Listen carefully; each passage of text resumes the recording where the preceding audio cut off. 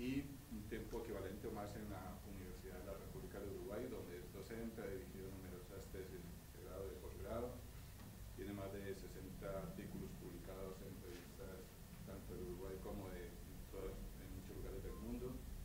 Es reconocido internacionalmente porque es uno de los investigadores más activos y más prominentes en el campo de las tarántulas, donde sus intereses no solamente son la taxonomía y la sistemática, sino también la biología reproductiva, la biogeografía y aspectos evolutivos de distribución geográfica. Entonces, para mí es muy grato presentar a Fernando. Al final de la conferencia se pueden hacer las preguntas que ustedes tengan o hacer comentarios o inquietudes. Entonces, con ustedes, Fernando Pérez. Gracias. Bueno, buenas tardes.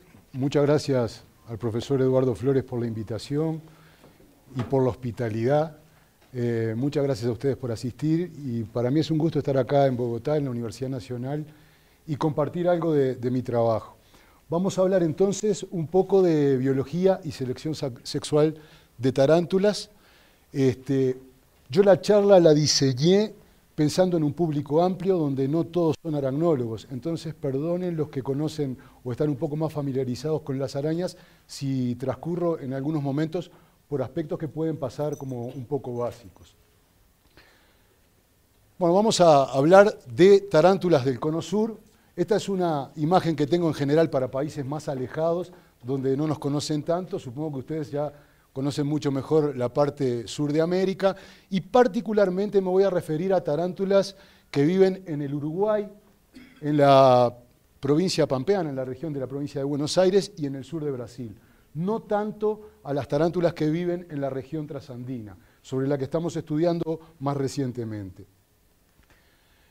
Las tarántulas, también llamadas arañas pollito, arañas picacaballo, le llaman en Centroamérica, arañas caranguelleiras en Brasil, son arañas que en general pertenecen a una familia, la familia Theraphosidea.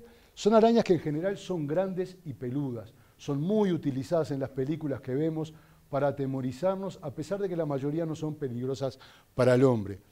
Dentro de ellas, en general, son arañas grandes. Por ejemplo, la araña más grande del mundo, que es Theraphosa blondi, con las patas extendidas, ocupan prácticamente un plato de almuerzo, ¿no? Es una araña realmente muy grande. Acá tienen un calibre que mide más o menos unos 20 centímetros.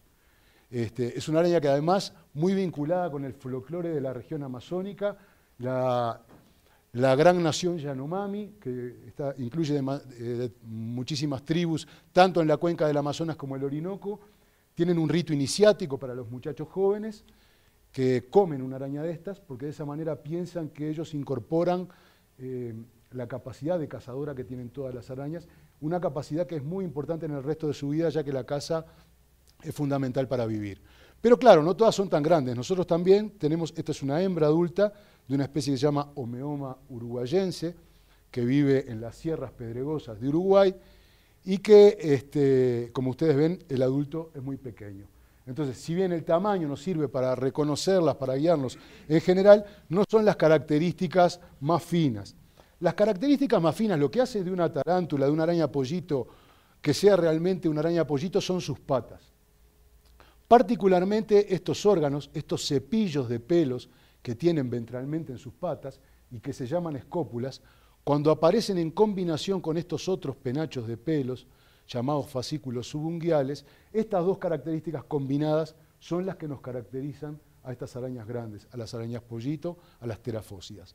Estas estructuras son setas bastante complejas que por fuerzas de Van der Waals o por muchas teorías en controversia en este momento, y de lo cual voy a hablar en otra charla que vamos a dar en la Sociedad Colombiana de Entomología, y ya les paso el aviso también, vamos a hablar un poco más concretamente de esa controversia. Estas estructuras, estos órganos les permiten a las arañas trepar por superficies muy lisas, incluso como ven acá, por superficies de vidrio. ¿Ah? Prácticamente por la única superficie que estas arañas no pueden trepar son por las superficies de teflón, porque necesitan una mínima capa de humedad para que estos órganos funcionen de manera eficiente, de manera de adherirse. Es muy curioso porque si bien hay una subfamilia, un grupo de estas arañas pollito, que son arborícolas, y ahí se justificaría muy claramente que tengan esta capacidad para trepar, la enorme mayoría de las arañas pollito son arañas que viven en el suelo, que viven en cuevas, donde esta capacidad de poder trepar no tiene una interpretación tan clara. Los temas que vamos a ver hoy son tres. Vamos a hablar un poco de la biología reproductiva y de la selección sexual, unos pequeños tips en general, y ya nos vamos a adentrar en particular a la biología reproductiva de las tarántulas. Después vamos a hablar un poco de los mecanismos de defensa, o el mecanismo de defensa más importante que tienen estas arañas, que son los pelos urticantes, o mejor dicho, setas urticantes, y vamos a hablar brevemente de algunos de los enemigos que tienen estas arañas. Problemas de sexo. El sexo representa para todos los animales justamente sexuados, con sexos separados, un montón de problemas, un montón de desafíos. El primer problema es encontrarse. Animales como las arañas, animales solitarios, en el caso de las tarántulas, animales casi ciegos, con muy poca visión, a pesar de que tienen 8 ojos, tienen una visión muy primitiva, muy poco eficiente, animales que en general son nocturnos. Un primer problema que van a tener es encontrarse. Los dos sexos, machos y hembras, para poder reproducirse, tienen que poder encontrarse. En algunos otros animales hay señales luminosas, conocemos cantos de pájaros, cantos de anfibios, es decir, en el mundo animal hay una infinidad de mecanismos que como primer función interpretable es que macho y hembra se puedan encontrar. En las arañas pollito vamos a ver que los mecanismos para poder encontrarse pasan por otros lados. Entre otros, un mecanismo de encuentro muy primitivo que es la existencia de feromonas, de sustancias químicas asociadas a los hilos de seda que deja la hembra, que son capaces de ser reconocidas por el macho y seguidas como un rastro para que el macho pueda encontrar a la hembra. Estos rastros químicos usualmente son hidrosolubles, de tal manera que la lluvia o el rocío los desactivan. Si no, los pobrecitos machos se confundirían siguiendo rastros de hembras que pasaron por allí hace infinidad de años y que quién sabe dónde están. Entonces es muy importante que estas sustancias sean hidrosolubles para que tengan una vida útil corta. Entonces, una de las maneras, una de las señales que usan, que es una señal muy antigua en el mundo animal, son las señales químicas. Hay otras, hay señales vibratorias, vamos a ir hablando un poco de ellas. El otro problema que nos representa el sexo es no equivocarse. El momento de la cópula y la reproducción sexual en general involucra una gran inversión de la hembra, que tiene gametos limitados y grandes, un gran riesgo, ya que los bichitos cuando están copulando son extremadamente vulnerables a los depredadores, porque bajan su atención periférica, están concentrados en la cópula, entonces son presa fácil de los depredadores, riesgos de transmisión de enfermedades y un montón de gasto de tiempo y de energía. Entonces, por decirlo de una manera muy antropocéntrica, lo menos que quieren después de hacer toda esa inversión, de correr todo ese riesgo, dos arañas, es equivocarse. Es decir, tratar de copular otra especie que finalmente no va a dar una descendencia útil. Porque de eso se trata un poco la reproducción sexual, de eso se trata la evolución, de tratar de dejar la mayor descendencia posible. Entonces, un segundo problema es no equivocarse. Y también en el cortejo, en las sustancias químicas, en un montón de cosas que vamos a ver, hay mecanismos muy precisos de reconocimiento coespecífico, que no es la única función del cortejo. El cortejo tiene otras muchas funciones, pero una importante es la capacidad de reconocerse. El otro problema que tienen la reproducción sexual es que en la pareja son socios, es decir, cada uno es dueño del 50% del capital reproductivo. Mientras que en la reproducción asexuada, el individuo que da descendencia, todo el capital reproductivo es de él, aquí se precisa un macho y una hembra para poner 100 huevos, supongamos. Mientras que en la reproducción asexuada, un solo individuo es capaz de poner 100 huevos. Es decir, participan con el 50% del capital reproductivo. Lo otro es que siempre la reproducción sexual involucra competencias y luchas, ¿no? Muchas veces esto está exagerado, sobre todo en estas arañas que tienen una triste fama de que los machos luchan, se matan. Eso realmente está basado en publicaciones bastante antiguas, de confinamiento, donde los bichos muy confinados no tienen escape y no tienen más remedio que atacarse después. Pero es cierto que hay competencia, es cierto que puede haber luchas, y el sexo en general en el mundo animal, y no solo en el mundo animal, es visto como una fuerza antisocial.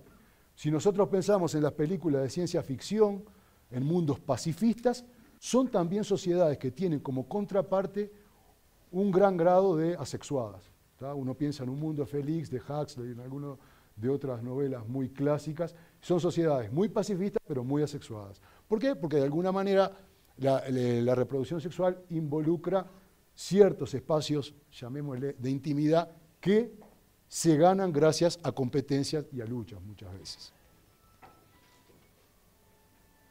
No,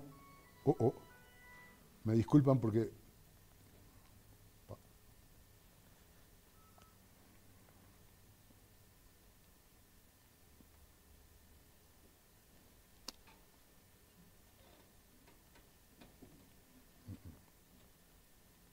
Va a ser mejor acá.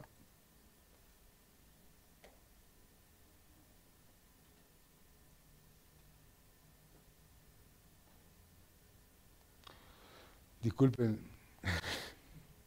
Bueno, entonces, la pregunta es, vemos que la reproducción sexual es un método costoso. Entonces nos preguntamos, ¿un método costoso para qué si hay otros métodos? Está la reproducción asexuada, están las bacterias que conjugan, los bichos que se reproducen por división asexuada. Claro, la división asexuada, sobre todo cuando involucra a un solo individuo, es una suerte de clonación. Una bacteria mira a su hijo y le dice, sos vos, soy yo, somos. Tiene una crisis de identidad prácticamente, porque la composición genética es aproximadamente la misma. Eso en un ambiente que es estable no genera demasiados problemas. Si el ambiente es estable, conviene ser conservador. Lo saben muy bien los políticos. Si todo funciona bien, más vale ser conservador. Pero sabemos que muchas veces los ambientes son inestables. Y ahí tener un montón de variedades que pueden adaptarse a distintas circunstancias, muchas veces imprevisibles, es útil. Entonces, la gente que está más recostada a los trabajos moleculares les encuentra un montón de otras funciones a la reproducción sexual. Por ejemplo, reparar daños de ADN, etcétera, etcétera, etcétera, que yo no estoy metido tanto en eso, yo trabajo con bichos enteros, no tanto con moléculas. Entonces, para nosotros, los que trabajamos con bichos enteros, la principal ventaja que tiene y por la que vale la pena asumir el costo de la reproducción sexual es la generación de variabilidad, de distintos individuos que puedan responder a situaciones inesperadas, a situaciones imprevisibles. Y eso se logra, como ustedes saben, a través de dos pasos, básicamente. A través de la meiosis, que no es otra cosa que barajar los cromosomas y cortar, es decir, barajamos y cortamos, como si barajamos un mazo de cartas y cortamos, vamos a tener muchas combinaciones posibles desde el punto de vista genético. En la meiosis pasa lo mismo. En los gametos yo voy a producir un montón de variaciones distintas. Aquí la primera fuente de variación que se produce en la reproducción sexual. Y la segunda, cuando combinamos un gameto con otro, las posibilidades de combinación y de contenido genético de cada uno de los gametos va a ser diferente. Ahí también vamos a lograr una gran variabilidad. Entonces, esto es un poco la función principal de por qué en la naturaleza evolucionó hacia un método costoso y muy exitoso de reproducción, que es la reproducción sexuada, que es la que encontramos, por supuesto, en las arañas que vamos a hablar. Ahora bien, tener un mecanismo que, como vimos, es riesgoso y es muy costoso para generar variabilidad y que luego se nos pinche el globo porque terminamos copulando con una hermana o con un pariente muy cercano. Ahí se perdería toda esa variabilidad, todo ese esfuerzo que tenemos. Entonces, en la naturaleza, y esto no es solo cultural del hombre, no solo es tabú para el hombre el incesto, sino que hay mecanismos biológicos que se postula que evitan el incesto, sin la necesidad de una cultura. En el mundo animal, sobre todo en los mamíferos, muchas veces hay reconocimiento del pariente y el pariente es tabú. Eso es fácil. Cuando no hay un reconocimiento individual, muchas veces ayuda a que haya un olor de camada. Por ejemplo, en muchos roedores hay un olor de camada y no se copula con aquellos individuos que tienen el mismo olor de camada que tiene un individuo. Maduración en diferentes tiempos, los hermanos, machos y hembras, maduran en diferentes tiempos, entonces no se encuentran. Y el atractivo del individuo extraño. Es decir, los individuos extraños al grupo, sobre todo en aquellos bichos que viven en grupos, generalmente tienen un atractivo adicional. Cuando yo era adolescente, allá por el Precámbrico, vivo todavía en una cooperativa de vivienda donde nos conocíamos todos y hacíamos baile los fines de semana. Era muy aburrido, porque nos conocíamos todos. Pero si venía la prima de alguno o una vecina de un barrio lejano, esa muchacha tenía un atractivo especial, que se explica un poco por el atractivo del extraño. Si es desconocida, tiene genes muy diferentes a los míos.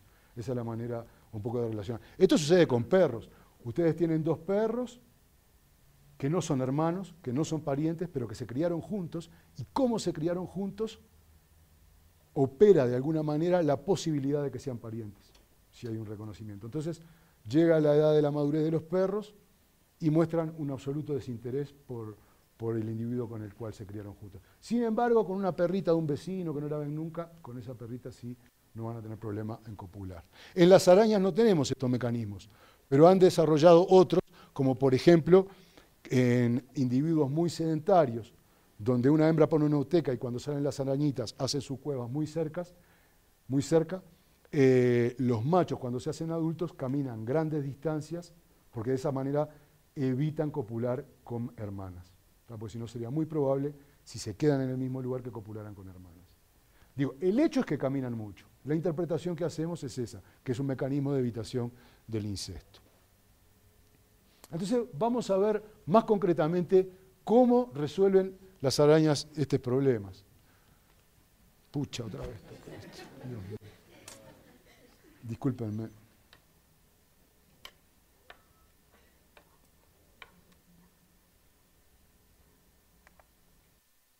Mi visión siempre tiene estos problemas. O a menudo. Así se va a ir a 2 horas la charla.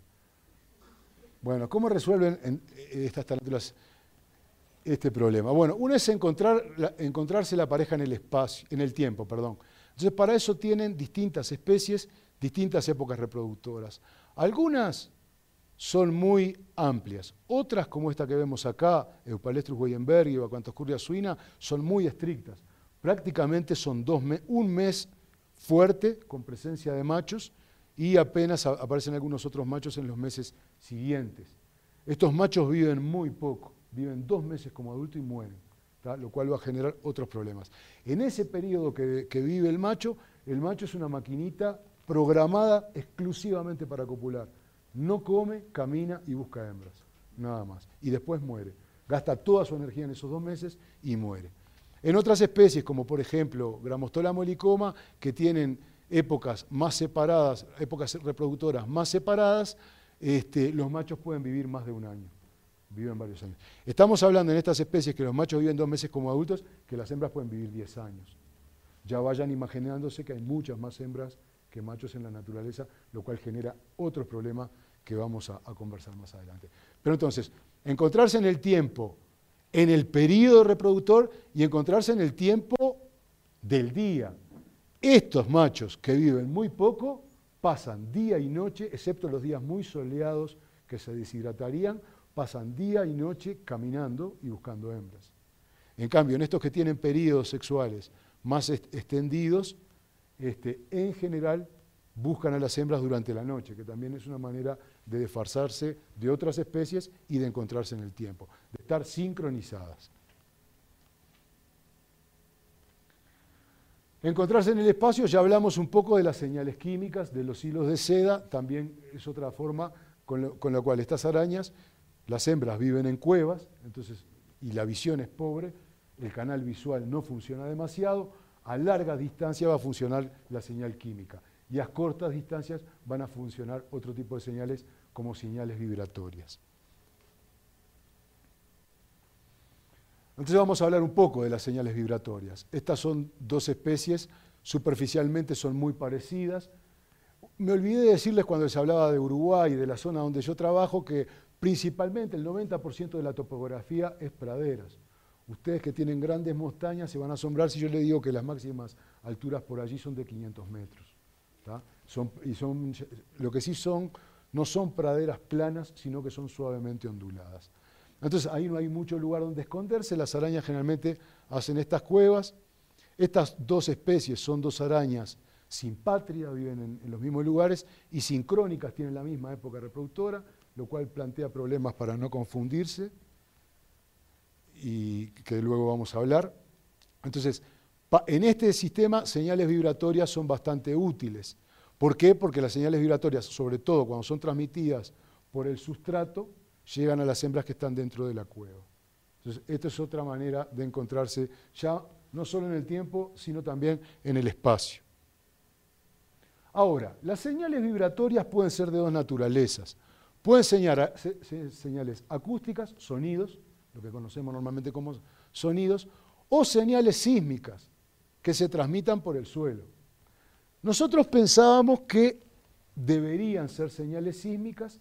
En este trabajo principalmente trabajaron dos colegas, Quirici y Costa, en esta investigación, y lo que trataron de poner a prueba es en qué medida esas señales vibratorias tenían una función o se transmitían por un canal acústico de sonido o sísmico. Para eso diseñaron esta experiencia, que es un terrario. Nosotros hacemos las cuevas contra el vidrio. Estas no son cuevas hechas por las hembras, son cuevas que hacemos con un trapito enrollado, luego le metemos tierra, tironeamos del trapito y queda formada la cueva. ¿Por qué? Porque nos interesa que la cueva esté contra el vidrio para poder ver lo que sucede adentro de la cueva. ¿Tá? Entonces, esto era un terrario común y corriente con la cueva hecha. Esto que está en oscuro es tierra, es sólido. En las experiencias A, los machos eran puestos debajo de una campana de vidrio para reducir, si no eliminar, las señales acústicas y que solo acá funcionara el canal sísmico, ¿tá? O mayormente funcionara el canal sísmico. Estas otras eran experiencias testigos, donde se ponía un macho y una hembra. Era con una separación de tejidos simplemente para evitar que copularan. Simplemente lo que se veía era que el macho cortejara y la respuesta que tenía la hembra. En estas especies, las hembras responden cuando aceptan o también cuando rechazan a un macho. En las experiencias C, lo que hacíamos era cortar este terrario. Este terrario estaba separado. Es más, esta mitad estaba ubicada en una mesa con polifón, es decir, con una sustancia amortiguante, y este otro pedazo de terrario estaba colocado en otra mesa con otro pedazo de polifón. De tal manera que la única posibilidad de que hubiera una transmisión sísmica sería a través de las patas de la mesa por el suelo. De esa manera reducíamos mucho la posibilidad de que hubiera una conducción sísmica acá. Estaban separados, pero muy cerca.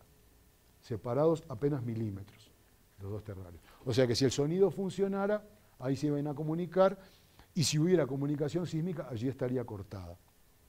Y en el cuarto grupo de experiencias, lo que hicimos fue estos mismos terrarios cortados, los apretábamos de tal manera que quedaran en contacto, que se posibilitara la comunicación sísmica.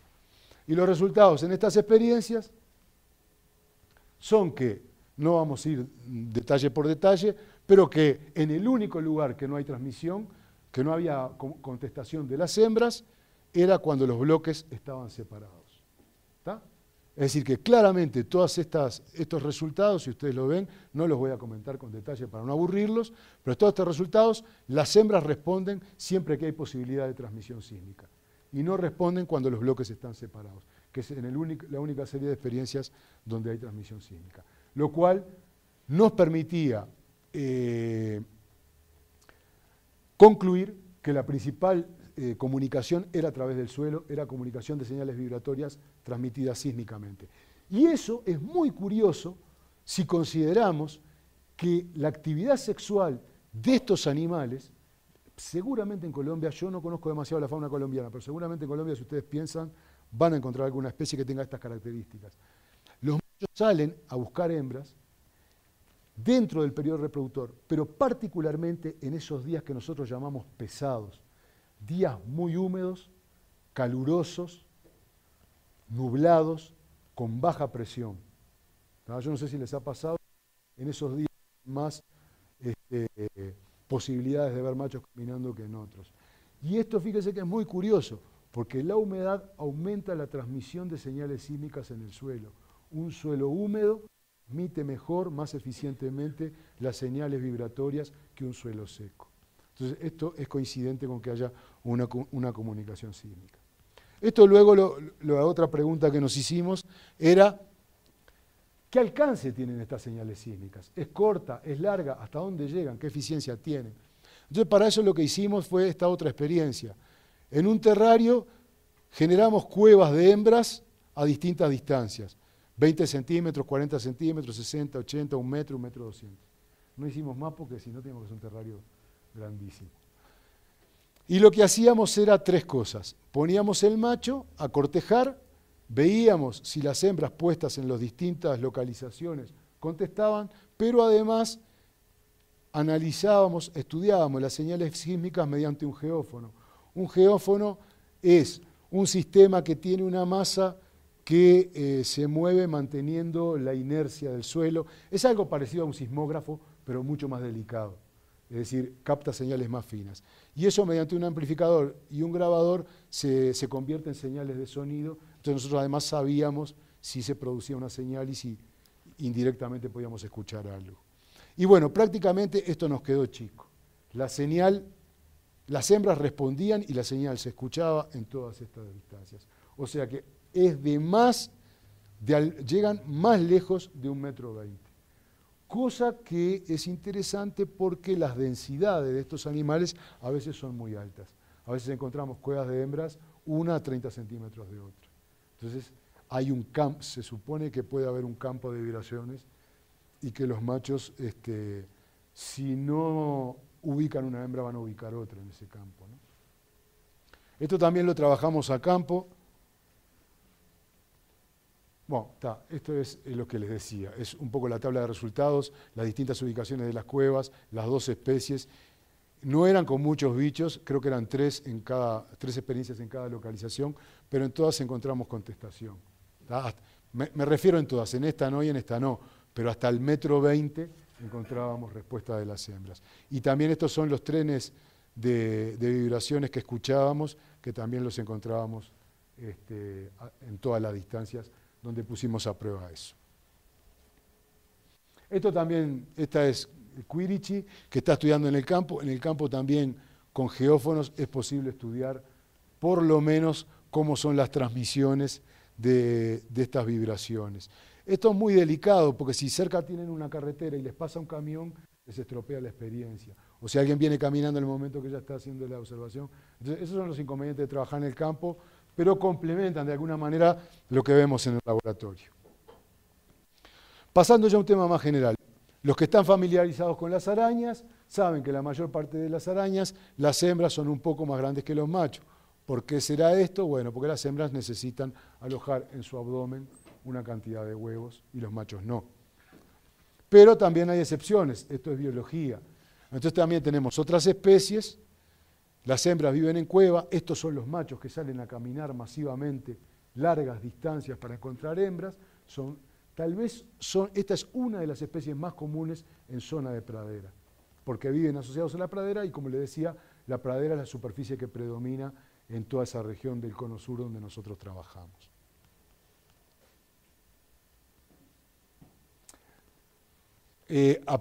Además del tamaño, tienen otros muchos estructuras que permiten reconocer un macho. La hembra es mucho más difícil de reconocer en las arañas pollito porque no tienen estructuras genitales externas. Tienen solamente un pliego epigástrico que no permite distinguir un juvenil de una hembra adulta. Solo por la disección o por las mudas es que podemos distinguir los juveniles de las hembras adultas. Los machos sí tienen, los machos adultos me refiero, tienen órganos sexuales externos, tienen los órganos genitales, los bulbos, con estructuras muy bizarras, muy diferentes. Se ha propuesto reconocimiento mecánico para estas estructuras, como si fuera una llave, que cuantas más combinaciones tiene, mejor es, las hipótesis de llave-cerradura. Solo una cierta estructura es la que entra en la estructura genital de la hembra, no, así como una llave reconoce una cerradura o una cerradura una llave. Estos órganos sexuales, en el caso de las arañas, son pares. El órgano genital masculino es par. Está uno en el segundo par de apéndices, que son los palpos. Un órgano en cada uno de los palpos. Como tienen dos palpos, tienen dos de estos órganos. El gran problema es que estos órganos están ubicados, como les decía, en el extremo de los palpos. Sin embargo, los testículos están en el abdomen de estas arañas.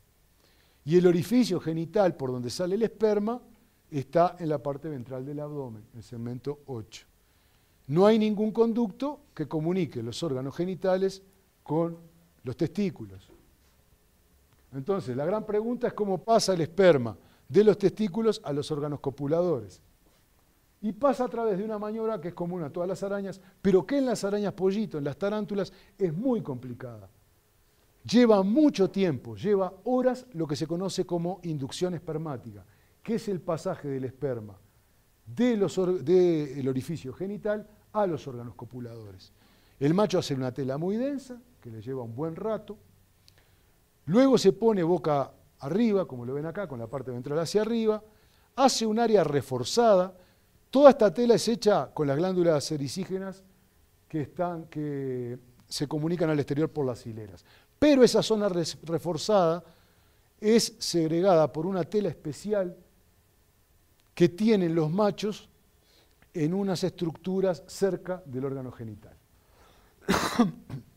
Probablemente esta estructura más blanca, reforzada, también tenga características de hidrofobia o espermofobia, sería en este caso, para que la tela no absorba el esperma. Entonces, luego de que hace toda esta tela, se mete como lo vemos acá, mide, por decir de alguna manera, con las coxas de las patas posteriores el lugar y deposita una gota de esperma que queda colgando hacia abajo por gravedad en esta tela. Luego el macho sube arriba de esa seda, acá no se ve muy bien, son fotos complicadas, y comienza a contactar los órganos genitales que están en los palpos alternadamente contra la gota de esperma. Y esta maniobra es súper lenta. Nosotros bromeamos con algunos colegas con que carga los espermatozoides de a uno. ¿Tá? Y esto es muy importante, que esa maniobra sea larga. Es larga, es costosa, generalmente lo hacen refugiados los machos, pero también es de alta vulnerabilidad, es un montón de tiempo. Y cuidado, porque en general las que tienen fama de invertir mucho en la reproducción son las hembras, pero en las arañas pollito esta no es una inversión menor que hacen los machos. Los machos ya, desde la inducción espermática, están haciendo una inversión en energía, en tiempo, en riesgo, que es considerable. Probablemente en el futuro nosotros podamos medir esta inversión a través de la respiración, a través de un respirómetro, medir el gasto por lo menos de energía que le lleva a esto. Pero todavía no lo hemos podido hacer. Bueno, estos machos, como decía, para encontrarse, para reconocerse, van a tener, una vez que tienen los palpos cargados, ya estarían prontos para la cópula, pero antes van a tener que encontrarse, reconocerse, no confundirse, y otras muchas funciones del cortejo, como la seducción. Tienen que seducir, esa seducción tiene dos funciones. Por un lado, convencer a la hembra que es un macho que vale la pena, que tiene, es decir, dar señales, lo que llaman señales honestas, que está en buenas condiciones de salud, que es capaz de capturar presas, que va a ser un buen padre, etcétera, etcétera. Todas esas funciones que tienen que ver con la seducción, que no está enfermo, etcétera. Que son más allá del reconocimiento que hablábamos. En las arañas pollito, bueno, ya hablamos de las señales químicas, las unidades de comportamiento en general comunes a muchas especies de arañas pollito son las vibraciones corporales, vibraciones que hace el macho del cuerpo, como yo les muestro así con la mano, ¿tá? Y que transmite al sustrato por las patas, particularmente por la pata 3, tamborileo palpar, que son movimientos alternados, golpeteos con los palpos en el sustrato, en el suelo o en el vientre de la hembra, que aparecen en distintos momentos del cortejo, y golpeteos con patas 2, que pueden ser sobre el sustrato o sobre la hembra. Siempre los cortejos estuvieron muy centrados en lo que hace el macho para convencer a la hembra, pero en este caso, tardíamente, pero encontramos que la hembra tiene también un papel muy activo. Tiene señales de aceptación, le informa al macho que lo acepta, que la convenció, que la sedujo a través de golpeteos con patas 1 y 2, y también lo puede rechazar por varios motivos. Por cuestiones que tengan que ver con el macho, que no la convence, por decirlo sintéticamente, o con ella, que no está dispuesta a cópulas, porque, por ejemplo, no está receptiva, porque ya copuló con un macho de alta calidad. ¿Está? Entonces vamos a ver un poco cómo son estas unidades de comportamiento. Bueno, por las feromonas se ubica en el agujero de la hembra, se acerca, y cómo es la vibración corporal. Ahí tenemos un macho puesto en un campo de feromonas. Ponga atención en las patas, la pata 3, ¿ven esta pata 3? Acá es muy tenue, en otra especie es bastante más fuerte la vibración corporal, pero aunque les parezca este movimiento que para nosotros puede resultar casi imperceptible, genera una señal sísmica. ¿Cómo sabemos que es la pata 3? Porque nosotros somos muy malignos y hicimos otra serie de experiencias donde utilizamos machos con la pata 3 atada y experiencias control donde a los machos le atábamos la pata 2. Y con la pata 2 atada las hembras contestan, con la pata 3 atada no. Por supuesto, como fuimos criticados, también hicimos machos que no estaban atados como un super control, para ver en qué medida podía estar afectado el comportamiento normal por cualquiera de las dos ataduras. ¿Tá? Y hay, para serles completamente sincero, hay un pequeño efecto. Ni con pata 2 ni con pata 3 las hembras contestan, o sea, los aceptan de la misma manera que cuando no tienen ninguna pata atada. Pero es llamativo, creo que con la pata 3 atada, con la pata 3 atada no contesta ninguna hembra, con la pata 2 atada contestan el 80% de las hembras, por decirle así, medio de memoria los resultados. Entonces, esta es una de las unidades de comportamiento, la vibración corporal. Es parecida no solo en todas las terafósias, sino que es una unidad que se ve que es muy primitiva, muy ampliamente difundida en todas las megalomorfas. El tamborileo palpar. Ahí no me fui tan lejos. El tamborileo palpar. Son movimientos alternados de los palpos sobre el sustrato, movimientos que pueden ir creciendo. En esta segunda serie vamos a ver que cada vez aumentan de intensidad.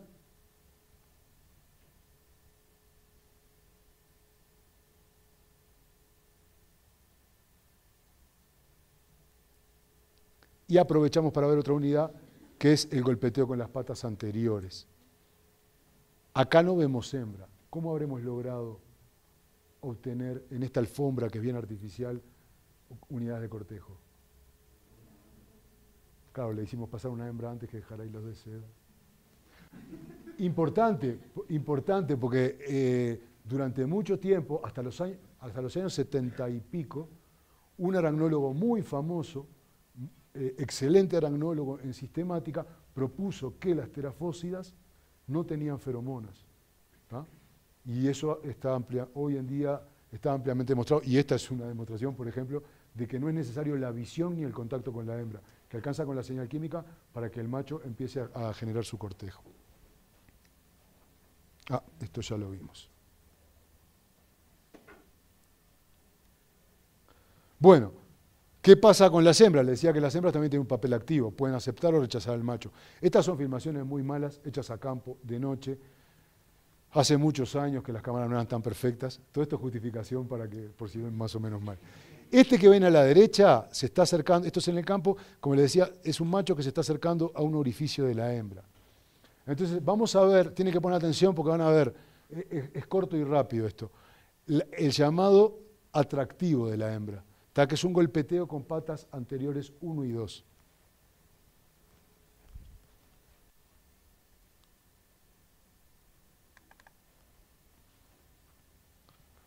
Ese es el pulso del filmador. Ahí, ven, esa es la señal de aceptación y el macho que se acerca. ¿Tá? Esa es un poco la... Le digo porque no hay muchas evidencias de cortejo femenino. En general, toda la atención durante décadas estuvo puesto en el cortejo de los machos, ¿no? Entonces, por eso nos resultó un poco interesante esto. Y acá una circunstancia de laboratorio muy curiosa, difícilmente un macho entra en la cueva de una hembra, Difícilmente ningún bicho se mete en una cueva que no es de él, porque suele ser peligroso, el riesgo es grande. Pero este era un macho muy atrevido, que lo ven a la derecha, esta mancha negra, créanme que es un macho. Y esto que ven acá, gris, es la hembra. El macho se metió en la cueva de la hembra. Entonces lo que vamos a ver es una unidad de rechazo de la hembra, que nosotros le llamamos pistón. Al principio le llamamos émbolo, pero émbolo también es una estructura genital de los machos, entonces no era un nombre muy feliz, y con muy buen tino los revisores nos sugirieron que lo cambiáramos por el nombre de pistón. Entonces le pusimos pistón, que más o menos se trata de lo mismo. Es la hembra que va hacia adelante y hacia atrás, y si esto lo perciben en la boca de la cueva, esto genera unas corrientes de aire muy particulares, y que en general el macho, después de una, si es precavido, después de una vez ya se va. Si no es tan precavido, si es muy insistente, si es un vendedor compulsivo, se queda un rato más, pero con varias pistones de la hembra es una señal claramente de rechazo y el macho se va. Como hay muchas hembras en la zona, no va a perder el tiempo con una hembra que lo rechaza, quién sabe por qué, capaz que ya está copulada. No lo mostré. Entonces vamos a ver a la derecha el macho y a la izquierda la hembra. El macho se mueve un poco y ven, este es el movimiento. Como ven, son movimientos estereotipados que nos permiten, los comportamientos de cortejo, discriminarlos de los comportamientos de locomoción, que pueden ser más generalizados. Entonces ya vimos al macho, vimos la hembra, vimos el cortejo, supongamos que no hay rechazo, que toda la historia sigue con un final feliz. Entonces vamos a hablar un poco de la cópula. Los machos en general, no todos, no todas las especies de terafósidas, además de los órganos copuladores que están en los palpos, en el primer par de patas, tienen una especie de ganchos que se llaman apófisis tibiales, que son de morfología variada, pero que sirven para sujetar a la hembra durante la cópula. Sirven para sujetar los quelíceros abiertos de la hembra. Ustedes imagínense, animales solitarios, carnívoros, hembras generalmente más grandes que los machos. Ahora más adelante vamos a ver la posición de cópula. Es una posición de bastante riesgo para el macho. Lo menos que quiere el macho es ser confundido con una presa, cuando va a cortejar una hembra, y que se lo coma. Pero para eso también es el cortejo, ¿no? Evitar comportamientos no sexuales, otra de las funciones del cortejo. Pero además, como mecanismo de seguridad, por la posición que tiene, este macho, luego de golpetear a la hembra abre los quelíceros y traba los quelíceros abiertos de la hembra, de tal manera que el macho será bobo, pero no pecha alambrados, como decimos nosotros. Traba el arma letal de la hembra durante la cópula. Y además me hace acordar a qué linda que te pones cuando te enojas. Si la hembra no se enoja un poco y abre los quelíceros, el macho no la puede copular. Acá tenemos formas de enganche en otras especies. Entonces, ahora entienden cómo es. Este es el macho, esta es la hembra, en esta maraña de pelos no ven el enganche, pero créanme que el macho engancha con las patas uno, con esas apófisis tibiales que pueden ser dobles, únicas, o a veces con espinas especiales que tienen ahí, los quelíceros abiertos de la hembra. Ya también van teniendo una idea, difícilmente una hembra en terafósidas, ustedes saben que se habla mucho de dos hipótesis, sin irme muy por las ramas, de por qué las hembras aceptan una cópula. A veces simplemente para que el macho no moleste más y no seguir llamando la atención de los predadores. A veces es por todas las hipótesis de conflicto entre los distintos intereses que tienen los sexos. Y a veces es simplemente por unas hipótesis de cooperación. En este caso, para que haya conflicto, la hembra tendría que poder ser forzada a copular. En este caso, si la hembra no abre los quelíceros, no puede copular. Si la hembra no sale de la cueva, no puede copular. En este grupo, las hembras no pueden ser forzadas por los machos a copular contra su voluntad. Le digo porque eso es un elemento importante entre dos hipótesis controversiales. La hipótesis de la carrera armamentista, que es esa de conflicto entre machos y hembras, de que el macho trata de forzar a la hembra y la hembra trata de poder seleccionar mejor al macho, y por otro lado, la hipótesis de selección sexual críptica de la hembra, que está más acorde a lo que vemos en este grupo, ¿no? Es decir, acá no hay, entre comillas, violaciones de hembras. Y dentro de esa posición de cópula, para que, como en la maraña de pelo no se ve tan bien, acá ven un palpo estirado que trata de insertarse en lo que es el pliegue epigástrico, ese pliegue que tiene la hembra, donde se comunican las vías genitales y las espermatecas donde va a quedar depositado el esperma. Entonces vamos a ver alguna alternativa de la cópula. Esto no es una cópula entera, para que no fuera muy aburrida, porque para estudiar comportamiento hay que tener mucha paciencia, a veces demoran hasta que copulan, a veces se quedan en un ciclo de cortejo mucho rato, entonces hay partes que las cortamos. El macho con los ganchitos a la izquierda, la hembra a la derecha. Etapas finales del cortejo, ya hay contacto, ya hay más reconocimiento, el macho golpetea con patas anteriores, tamborileo. Siempre me siento un relator de fútbol cuando estoy en esta parte. Y la hembra queda en quietud. Más tamborileo, golpeteo con patas anteriores. Etapas finales del cortejo, pero ven que hay unidades que habíamos visto en ausencia de la hembra. Acá creo que hay un corte y ya golpetea sobre la hembra con los palpos. El tamborileo sobre los palpos y sigue el golpeteo. Y la hembra se resiste. ¿Por qué se resiste?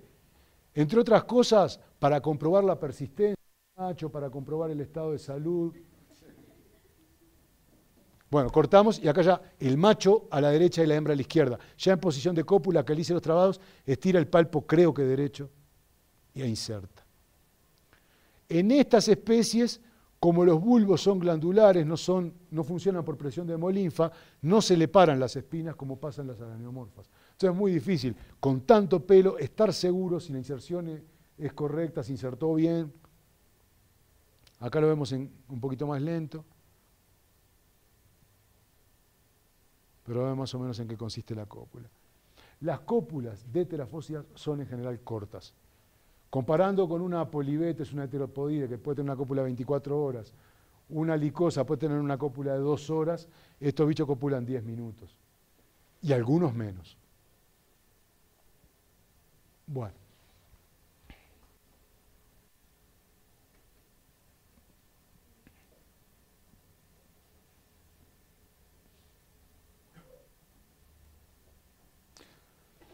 Si todo va bien, y si todo no va bien también, porque las hembras ovulan y pueden hacer otecas que sean simplemente una ovulación, que no sean otecas fecundas. Llega un cierto periodo de su ciclo, van a ovular y van a poner un montón de huevos no fecundados en una oteca. Pero si todo va bien, la oteca va a ser fértil, la araña carga la oteca. En la mayor parte de las terafósidas la oteca es libre, es una especie de bolsa blanda que la araña mueve, pero en algunas subfamilias de tarántulas la oteca es discoidal y fija. ¿Ah? Y al cabo de determinado tiempo, que es variable según las especies, salen las arañitas. Las arañitas permanecen en la cueva de la hembra por un periodo más o menos prolongado, son muy tolerantes a pesar de que sean carnívoras, y el momento vulnerable de las hermanas es cuando mudan. Cuando cambia la piel, puede ser que haya un poquito de canibalismo entre las hermanas, pero en general son muy tolerantes. Ustedes saben que la estrategia R, la estrategia K, han hablado de ese cuento en ecología, hay toda una gradación entre una punta y la otra. Dentro de las arañas, estas se arrimarían más a las K, tienen menos crías, muy tolerantes, más grandes y que sobreviven, y que son densodependientes. La sobrevida es dependiente de la densidad. Una cosa importante, en algunas arañas es necesario, por ejemplo en las licosas, que la hembra, la madre, ayude a las arañitas a salir de la oteca. La hembra tiene que cortar la oteca con los quelíceros para que salgan. Nosotros agarramos en algún momento, bueno, no nosotros, pero nos llegó un contrabando de 80 otecas de una especie, de Grammostola molicoma. Esas otecas iban a morir si no hacíamos algo con ellas, y nos pareció una oportunidad interesante de poner a prueba si en estas arañas las arañidas eran capaces de salir solas de la oteca o precisaban la colaboración de la madre. Entonces lo que hicimos fue, a 40 de esas otecas les hicimos unas perforaciones y a otras 40 no. y no encontramos diferencias significativas. Es decir, no necesitan la ayuda de la madre para salir de la oteca. Ellas mismas pueden abrir la oteca. ¿Tá? Cosa que sí es importante, bueno, en muchas especies, incluso de terídeos, la madre hasta puede morir porque tienen también esa capacidad de salir sola, pero no es en todas las arañas. No, esto sí, es muy básico, lo tengo para gente que no sabe nada. Todos ustedes saben que crecen por mudas. Estas son mudas de terafósidas, que tienen prácticamente la misma forma que la araña, que nos sirven para hacer bromas con la gente que no trabaja en arañas. Y entonces vamos a hablar dentro de la biología reproductiva un poquito más de la selección sexual. Muchas preguntas y pocas respuestas.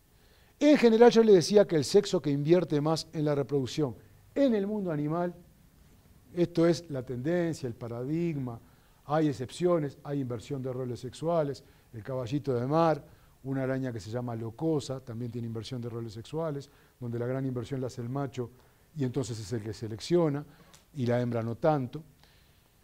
Pero en general el sexo que invierte más en la reproducción es el más selectivo. Digamos, el que tiene más que perder es el que pone más cuidado en la elección sexual.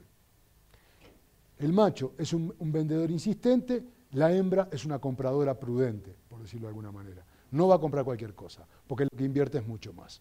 Eso en general en el mundo animal, en general en el mundo de las arañas también. Pero tenemos un par de especies que las hemos trabajado tal vez demasiados años, hay años que ya estamos cansados. Lo bueno de estas dos especies es que el periodo reproductor es muy corto, entonces esos meses nos dedicamos a trabajar en esas arañas y el resto del año en otra cosa. Pero hay años donde no terminamos de escribir los artículos del año pasado, entonces esos años suspendemos un poco de hacer experiencias. Ese par de especies que son las que le llamamos arañas de la carretera, que yo les mostré las dos cuevitas y que tienen despliegues agresivos, despliegues defensivos muy diferentes, una levanta las patas y otra levanta el abdomen, a pesar de que son muy similares, tienen varias características peculiares. Las hembras, como les decía hoy, viven mucho más que los machos. Las hembras de adultas viven 10 años, los machos de adultos viven 2 meses y llegan a adultos en el término de 3 años, los dos, machos y hembras. Entonces uno piensa, hembras que viven 10 años, machos que viven como adultos 2 meses, es de esperar en la naturaleza que haya muchas más hembras que machos. Y la selección sexual, a pesar de que el sexo que invierte más es el que elige, también todos estamos muy influenciados por las leyes del mercado. Cuando hay mucha oferta, ahí se pueden poner más selectivos. Solo uno puede elegir cuando tiene entre qué elegir. ¿Tá? Si uno va a comprar café, que estamos en la tierra del café, y hay una sola marca en el supermercado, va a comprar, y tiene que comprar, va a comprar esa. Si tiene 10 marcas, se puede poner más selectivo y elegir mejor. Entonces nosotros pensamos que no solo la inversión tenía que ver, que si hay muchas más hembras que machos, en tal caso en estas especies podía darse algo un poco distinto, y es que los machos seleccionaran. La proporción sexual, considerando la longevidad, sería de 10 hembras por cada macho. Pero también había que ver si las hembras son monógamas, porque esa es la proporción cruda. 10 hembras por machos adultos. Ojo, la proporción cuando nacen es la misma, ¿no? O sea, 50 y 50 como sucede en casi todas las especies, salvo raras excepciones, pero lo que pasa es que por esa longevidad larga es que se explica que haya más hembras que machos. Entonces la proporción sexual es de 10 hembras por macho. Pero si las hembras fueran monógamas, por ejemplo, copulan como un macho y ya quedan fuera del mercado. Entonces ya no es verdad que hay 10 hembras por macho. Porque las hembras que copulan, si van a resistirse a nuevas cópulas, ya no son receptivas y la oferta disminuye. Otra cosa llamativa es que los machos en estas especies son los que les mostré que son más grandes que las hembras. Generalmente, cuando un sexo es selectivo, ese sexo es más grande, ese sexo compite, etc., ¿no? Y la otra cosa rara, yo ya les hablé de que hay un cortejo femenino. Y uno puede olerse que si hay un cortejo femenino también puede tener que ver no solo con la señal de atracción o rechazo, sino con algo de la seducción. Todo esto nos hizo pensar que también podría haber una suerte de selección masculina. Ojo, selección masculina siempre hay, aun cuando las hembras son mucho más selectivas que los machos no copulan cualquier cosa. Pero el grado de selectividad es mucho más bajo que el de las hembras. Entre otras cosas porque lo que tienen que perder es mucho menos, porque las células son mucho más baratas y por otras razones. Si los machos son escasos, entonces hay más hembras que pueden copular. Hay más hembras de las que pueden copular. La selectividad de las hembras será menos intensa, los machos tienen dos opciones.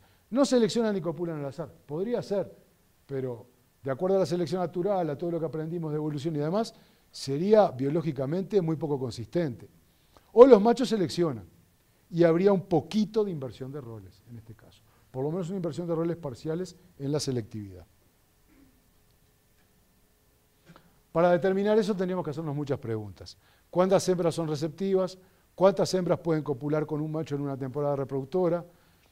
Las hembras quedan reluctantes después de copular, esto es, las hembras rechazan a los nuevos machos después de que tuvieron una cópula satisfactoria, o por lo menos una cópula. Y la otra pregunta es cómo las preferirían los machos, si es que los machos son selectivos. Y muchas otras preguntas más, estas son algunas. Para eso teníamos que contestar varias cosas. Por ejemplo, para saber cuántas hembras pueden visitar los machos, tenemos que saber cuánto caminan. Y tenemos que saber cuántas hembras pueden visitar. Esto no fue muy fácil, les cuento porque es una experiencia curiosa a campo, pero no tuvimos resultados muy concluyentes, y es el monitoreo de los machos con radiotransmisores. Los radiotransmisores los obtuvimos nosotros, somos un país que debe ser parecido a ustedes, no es fácil ni tenemos muchos recursos para trabajar con ciencia. Estos radiotags son extremadamente caros. Entonces conseguimos el apoyo de una colega que se llama Cara Shillington, norteamericana, que se vino a Uruguay y trajo, no se crean que 200 radiotags, 3 radiotags para hacer una primera aproximación de cuánto más o menos se desplazan los machos. Estos radiotags son muy livianitos, se pegan con el cemento que se utiliza en cirugía plástica para a veces pegar heridas y que es inocuo para la salud de los bichos. Y esta antena no se deja, es una antena muy flexible, muy finita y muy flexible, pero no se le deja tan larga porque interferiría muchísimo con el desplazamiento de estos machos. Entonces se le corta de manera que transmita, pero que el bicho se pueda meter adentro de una cueva. Igual algo, no podemos descartar que el comportamiento sea absolutamente normal, algo puede influir. Y este es un macho ya pronto con la antenita caminando por el campo. Esto se monitorea con estas antenas, que parece una antena de televisión, que está conectada a un receptor que tiene varios canales, cada araña transmite en un canal diferente, y de esa manera nosotros pudimos calcular, cambiando los radiotags de machos en algunos días, no el desplazamiento exacto, porque no podemos asegurar que los machos caminan, seguramente no caminan en línea recta, pero sí un desplazamiento mínimo de cuánto se podrían desplazar. Y caminan unos 300, 400 metros por día, lo cual para el tamaño de estos bichos es una distancia considerable, considerando la densidad y la distribución agregada que tienen las familias, las hermanas, esto ya les alcanzaría para en un día o tal vez en menos poder separarse y evitar la endogamia, evitar el incesto. Y además serían capaces, viendo las densidades grandes que tienen estas arañas, de poder visitar más de una hembra en el término de un día. Estos machos, en la época reproductora, caminan, como yo les decía hoy, día y noche. Y curiosamente se desplazan más de día que de noche.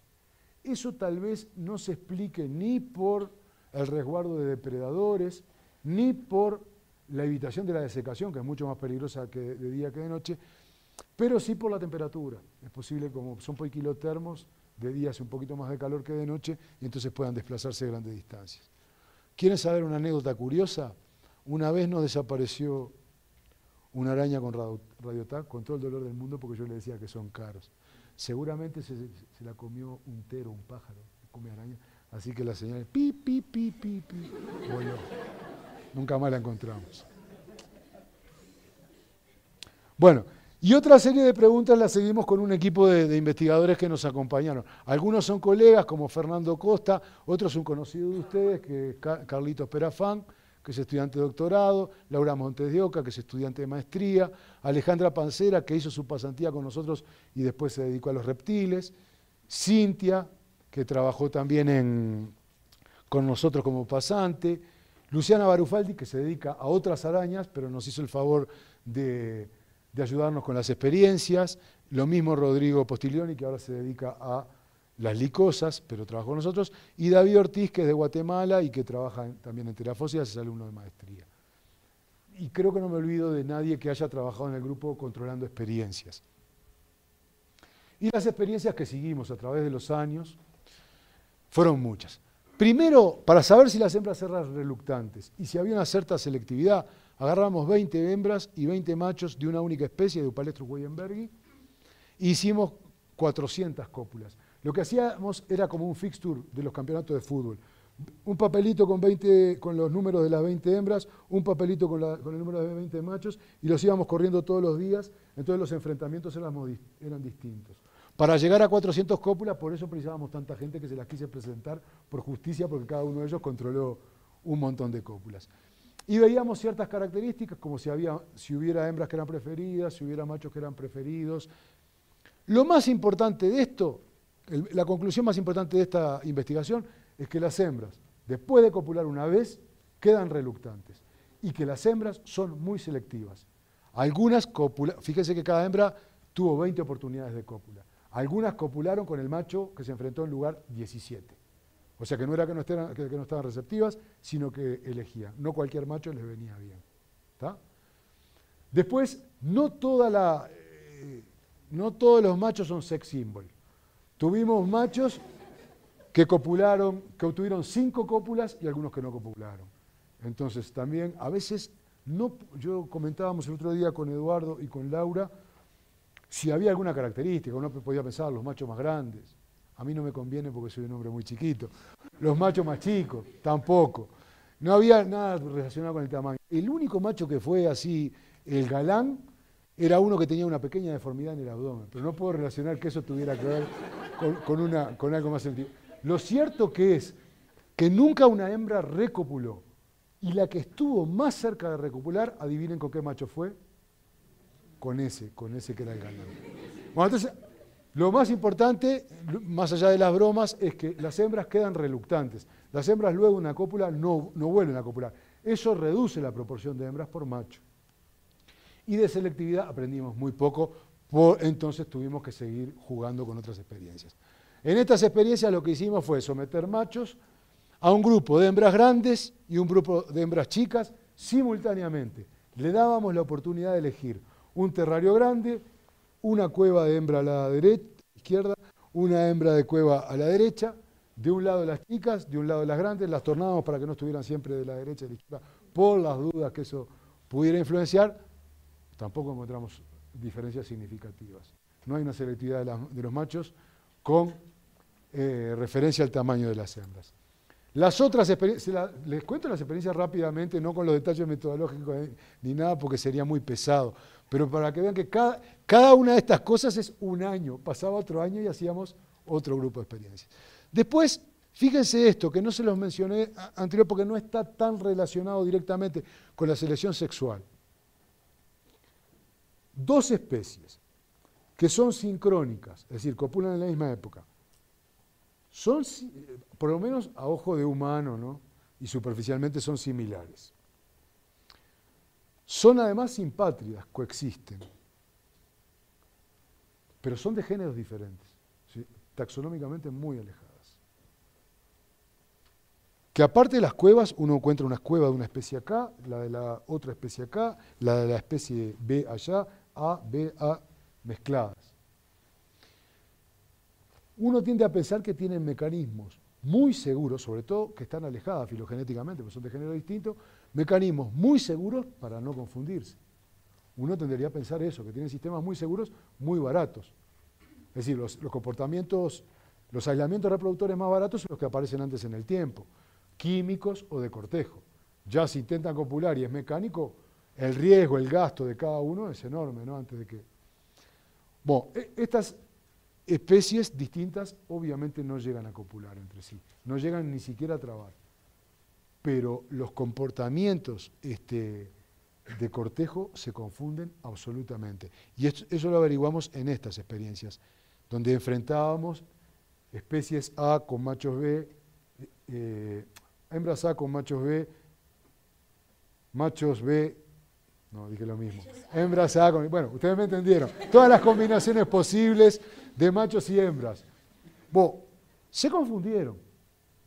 No llegan a copular, pero el cortejo podrían ser especies que no tuvieron una presión por alguna razón para segregarse tanto en el comportamiento reproductor. Pero lo más curioso, y a partir de esta serie de experiencias vienen estas otras series de experiencias, lo más curioso es que las hembras de Acanthoscurria suina, cuyos machos tienen un cortejo poco intenso, se sienten más atraídas por el cortejo de los machos de Eupalestrus weyemberghi.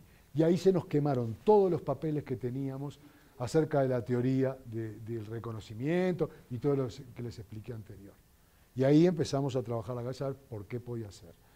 En realidad nosotros veíamos que el cortejo de los machos de Eupalestrus weyemberghi es mucho más intenso que el de los machos de Acanthoscurria. Pero era un problema que generaba una mayor atracción. Igual las hembras de Acanthoscurria ni siquiera salían de la cueva, pero le contestaban más a los machos de Eupalestrus que a los machos de su propia especie. ¿Tá? Como que fuera un estímulo supranormal. Digamos entre nosotros las siliconas, por ejemplo. ¿Tá? Es un estímulo supranormal.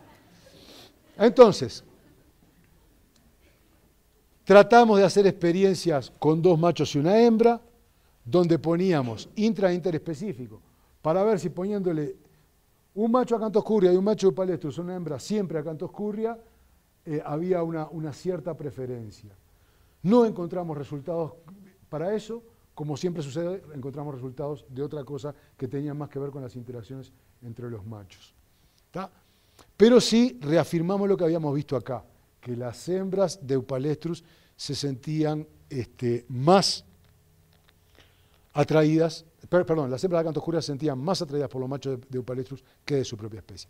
Entonces hicimos una quinta serie de experiencias, esta que está acá. Usábamos 2 machos, uno de Eupalestrus y uno de Acanthoscurria, con una hembra siempre de Acanthoscurria, que era la hembra que presentaba esa característica. A los 2 los manteníamos tapados, que cortejaran, pero tapados, como las señales son sísmicas, se supone que les llegaban a la misma hembra. Y luego de mantener, bueno, a veces eran 2 machos distintos, Eupalestrus y Acanthoscurria, y en las otras experiencias los 2 machos eran de Acanthoscurria. ¿Qué era de esperar?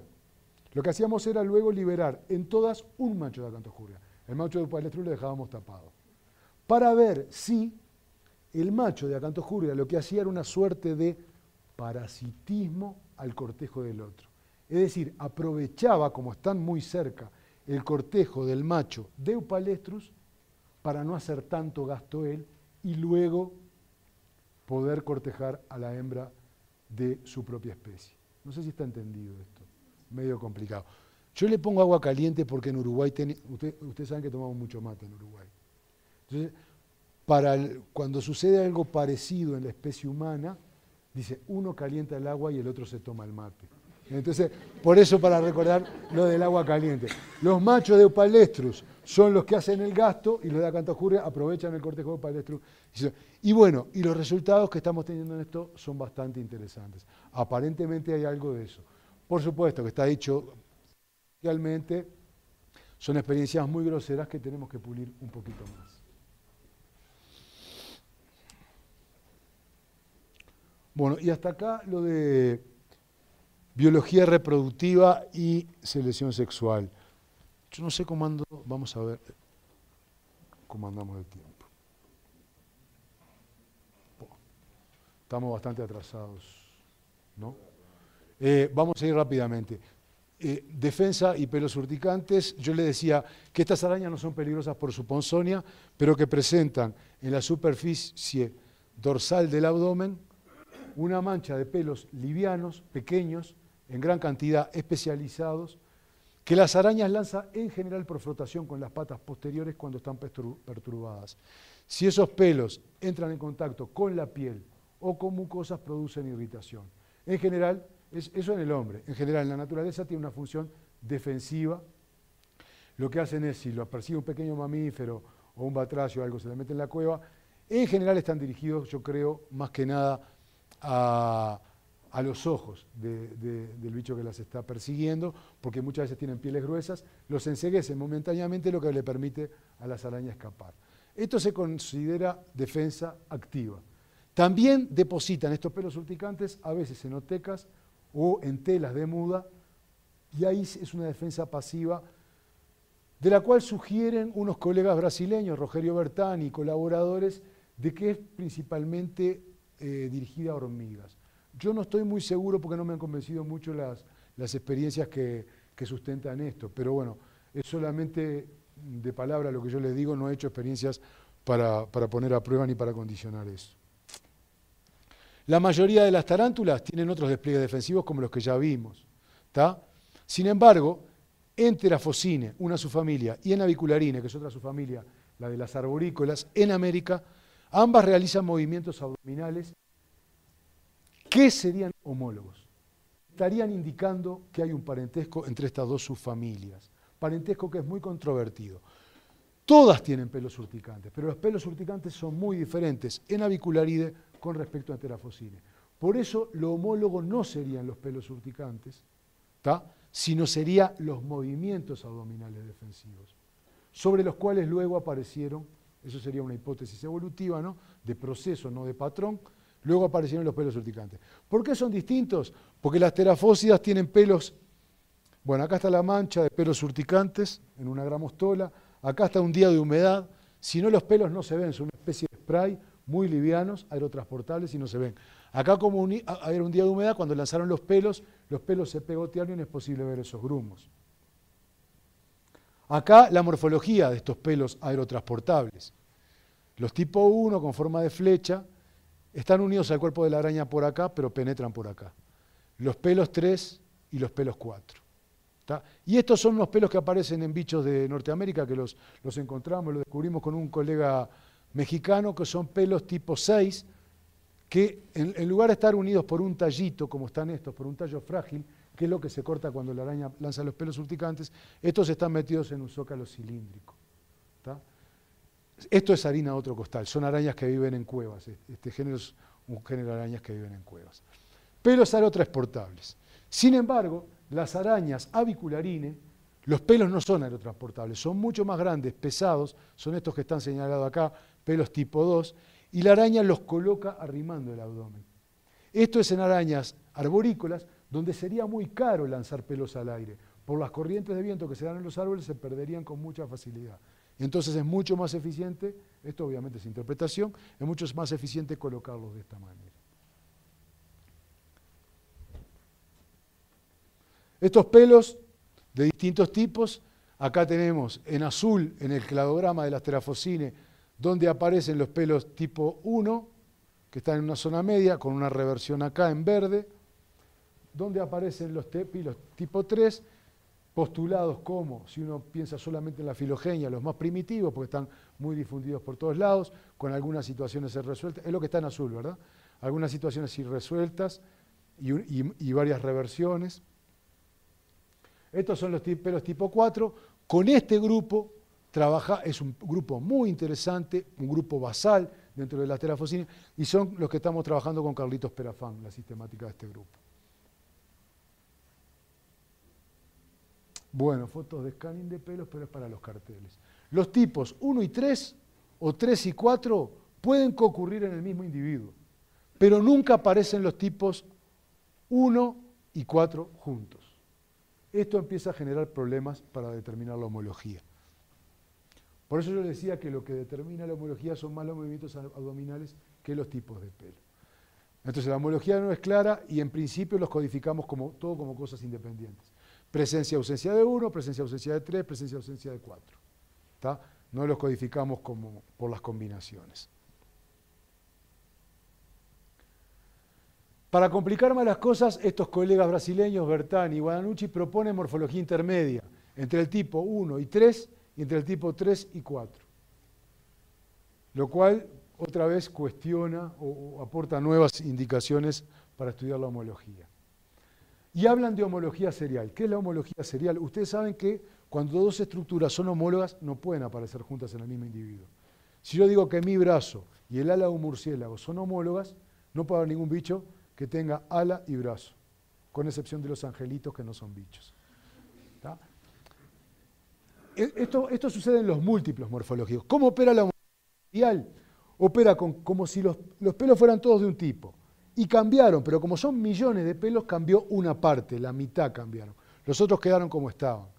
Y esa es la hipótesis que proponen ellos, y oponen que el tipo 3 es plesiomórfico, lo que coincide con mi cladograma, ese que yo les mostré en azul, que el azul estaba por todos lados. Pero hay varias cosas que cuestionan esto. Algunas especies tienen dimorfismo sexual, machos con 2 tipos de pelo y hembras con solo uno. Lo cual es bastante lógico porque la ecología del macho adulto en las terafósidas es distinta a la ecología de las hembras. ¿Tá? Las hembras son sedentarias y los machos no. Y se supone que tienen que tener determinados elementos defensivos tal vez un poco más complicados que las hembras.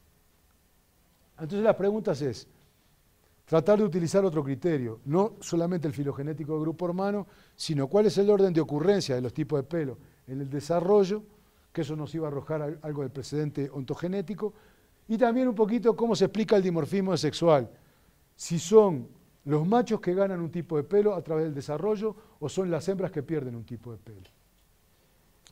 Entonces lo hicimos indirectamente, estudiando los tamaños, suponiendo que los distintos tamaños representaban distintos estadios de desarrollo y qué pelos tenían. Bueno, curiosamente, si la ontogenia recapitula la filogenia, los más primitivos serían los que aparecen primero, y los más primitivos postulados eran los tipos 3. ¡Pum! Como todos los días la realidad nos da un cachetazo y aprendemos a tener humildad, siempre los que trabajamos en investigación, ¿no?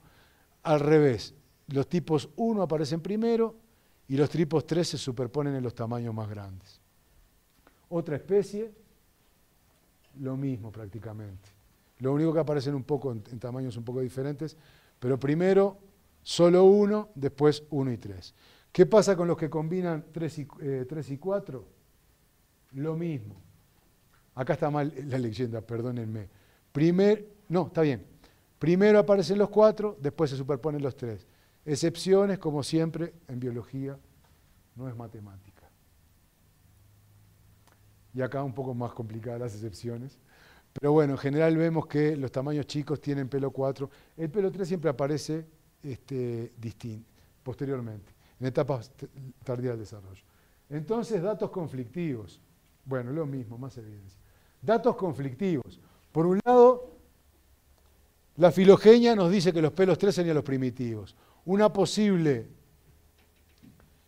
evolución del carácter congruente con el cladograma y con las formas intermedias es que a partir de pelos de recubrimiento, que serían estos, aparecen pelos tipo 3 que derivan en algunos grupos a la superposición de pelos tipo 4 y en otros a de pelo tipo 1. Del desarrollo ya la cosa sería más complicada. De los pelos de recubrimiento aparecen pelos tipo 1 por un lado y pelos tipo 4 por otro, que luego parte de ellos se transforman en lo que llamaremos 3A y 3B. Esto nos estaría indicando que lo que nosotros confundimos todo como pelos que son lo mismo, pelos homólogos, pelos 3, en realidad están enmascarando dos estructuras que son distintas, que no son homólogas, que son muy parecidas pero que no son homólogas. Por eso le llamamos A y B. Y esto, otra posible evolución de lo mismo. ¿Qué evidencias tenemos para esto o encontramos para esto? Muy pocas. Estos son la estructura distal de pelos tipo 3. Si ustedes lo ven con la lupa o con un microscopio común, ven un pelo tipo 3. Pero aquí que el extremo tiene esta forma. Y estos pelos tipo 3 son los que aparecen en aquellas arañas que además tienen pelos tipo 1, que son los que tienen forma de flecha, o casualidad, parecido a esto. Mientras que los pelos tipo 3 en aquellos bichos que tienen además pelos tipo 4 terminan de esta manera, no tienen forma de flecha. Entonces, es probable que estuviéramos confundiendo dos tipos distintos con el mismo nombre, pelo tipo 3, pero que en realidad no tengan una homología, sino estén enmascarando dos cosas diferentes, a juzgar por esta morfología. Pero todavía esto es bastante pobre. Bueno, Termino rápidamente. No sabemos los enemigos que tienen las terafósidas, no son presa fácil. Todas las fotos que yo vi de aves comiéndose terafósidas grandes son cosas de zoológico, que claro, si un bicho está muerto de hambre le dan un plato de tallarines, de espagueti y se lo va a comer. Pero en realidad no son muy confiables. Lo que sí es confiable son algunos contenidos estomacales de, por ejemplo, bandurrias, donde se han visto juveniles de terafósidas. Pero sí un enemigo son algunas avispas muy especializadas, como esta avispa grande, que es Pepsis cupripenis. Ellas encuentran una araña pollito, depositan un huevo, la inmovilizan, le pican debajo de la boca el ganglio subesofágico, la inmovilizan, la araña queda viva pero inmovilizada, ponen un huevo, este es el huevo a los 7 días, aprovechan la propia cueva de la araña, no la sacan de ahí, reconstruyen un pedacito, no sé, como un nicho en la cueva de la araña, y ahí mismo depositan el huevo y la entierran a la araña. La araña queda enterrada, es probable que ponga alguna sustancia antihongos, porque vemos que las cuevas esas trabajadas por la avispa están marcadas por el abdomen, es decir, no son cuevas sencillas. Estas son arañas que las sacamos y simulamos ese nicho para poderle sacar foto y seguir el desarrollo del huevo. A los 7 días, a los 21 días, donde ya, pobrecita, la araña está casi destruida. Finalmente pupan, de la pupa sale el adulto, este proceso sigue más o menos un año y el adulto se desentierra y emerge. Lo interesante es que las avispas tienen la capacidad de calcular el peso de la araña por tironeo, y cuando la araña es pequeña o es un macho, el huevo que le pone va a ser de un macho de avispa, que es mucho más pequeño y tiene unos requerimientos nutritivos menores. Y cuando la araña es grande, por ejemplo una hembra adulta, le pone un huevo cuya determinación sexual es de hembra, precisa que la araña sea 6 veces más grande que el tamaño que va a tener ese huevo para que en realidad salga una hembra. Esto lo averiguamos por unos cálculos que me pasé medio de largo, pero acá lo que ven es que puede estimar el peso, sobre todo en esta parte, ¿no? En esta parte de triángulos son el otro sexo, son con machos que la cosa se complica. Pero esto es el peso de la araña y esto es el tamaño de cámara que construye la avispa. Y ven que claramente la avispa construye un volumen de cueva que está correlacionada claramente con el tamaño de la araña. O sea que de alguna manera ya puede estimar el tamaño o el peso de la araña. ¿Cómo se defienden estas arañas? Eupalestros weyerberghi, ven que tiene una cueva que hasta acá es parecida a la de Acantoscurria, pero tiene este tubito terminal finito. Este tubito terminal finito es un sistema de defensa contra esa avispa. Cuando la avispa intenta morderla, la araña se mete acá, donde entra muy ajustada, y la avispa no puede curvar el abdomen para picarla. Mientras que estas no tienen el sistema defensivo este. Entonces, Acantoscurria, Eupalestros weyerberghi vive por todo el territorio, por un área de distribución muy amplia. Pero Acantoscurria suina solo puede vivir cuando hay antes presente poblaciones de eupalestros. Y nuestra interpretación es que eso lo hace para diluir el efecto predador. Al estar mezclada, como ella no tiene un sistema de defensa tan eficiente, lo que hace es disminuir la probabilidad de ser encontrada por los predadores. Porque el predador, supongamos, cada 2 cuevas que encuentra, una va a tener un sistema defensivo. Entonces, de esa manera tiene la mitad de probabilidad de encontrar una cueva de ella. La estrategia es mezclarse con la otra araña que sí tiene ese sistema defensivo. Bueno, llegué en una hora razonable. Muchísimas gracias.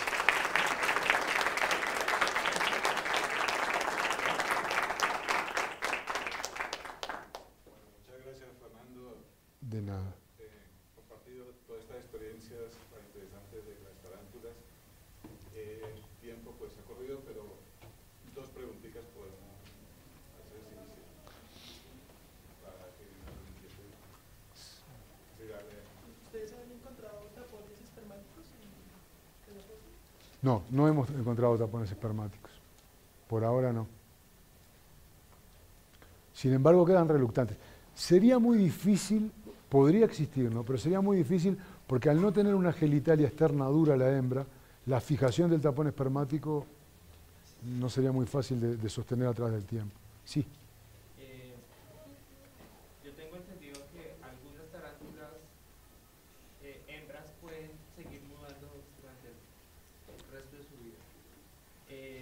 ¿Hay alguna explicación de ese fenómeno? ¿Tiene que ver algo los pelos, renovar los pelos lubricantes? Mirá, nosotros hace muchos años estudiamos la proporción. He sabido un fenómeno que es que en muchos animales, hembras más grandes ponen más cantidad de huevos.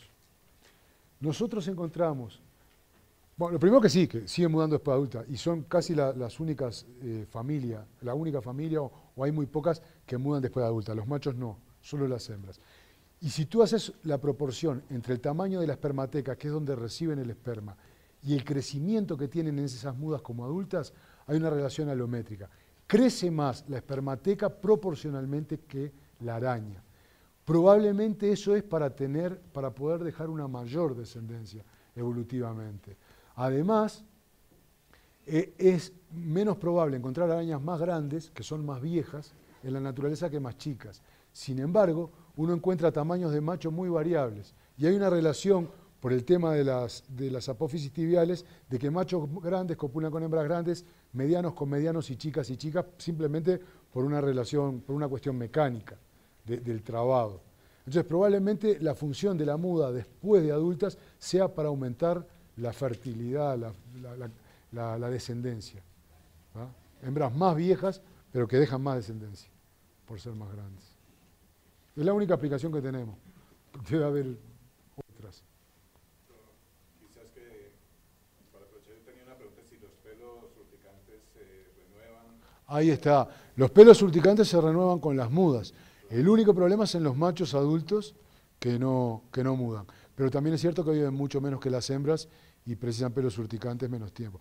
También se virginiza la espermateca. Es decir, cuando nosotros queremos estar seguros de que una hembra es virgen, una cuestión es criarla hasta que muda.